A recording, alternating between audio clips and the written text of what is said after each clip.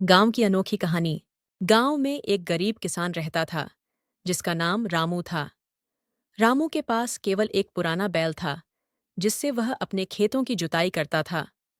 एक दिन रामू का बैल बीमार हो गया और वह खेतों में काम नहीं कर सकता था। रामू चिंतित था, लेकिन उसके पास कोई विकल्प नहीं था। तभी गांव के एक अमीर व्यक्ति ठाकुर साहब ने उसकी स्थिति देखी और उसकी मदद करने का फैसला किया। ठाकुर साहब ने रामू को एक नया बैल दिया और कहा, यह बैल तुम्हारे खेतों में काम आएगा, लेकिन एक बात याद रखना, इस बैल की देखभाल अच्छे से करना। रामू ने ठाकुर साहब की बात मानी और बैल की अच्छे से देखभाल करने लगा। बैल ने खेतों में अच्छा काम किया और रामू की फसल बहुत अच्छी हुई। रामू ने सोचा कि अब वह अपनी फसल बेचकर अच्छा लाभ कमा सकता है, लेकिन उसने ठाकुर साहब का एहसान नहीं भूला। एक दिन रामू ने अपनी फसल का एक हिस्सा ठाकुर साहब को भेंट देने का फैसला किया।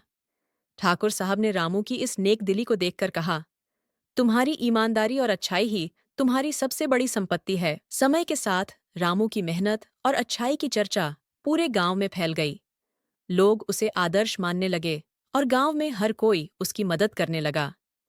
रामू ने भी गांव में एक छोटे स्कूल और कुएं का निर्माण करवाया ताकि सबको शिक्षा और पानी मिल सके।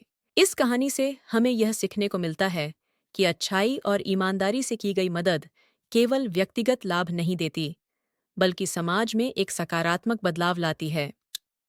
अच्छाई और ईमानदारी से की गई मदद समाज में सकारात्मक बदलाव लाती है।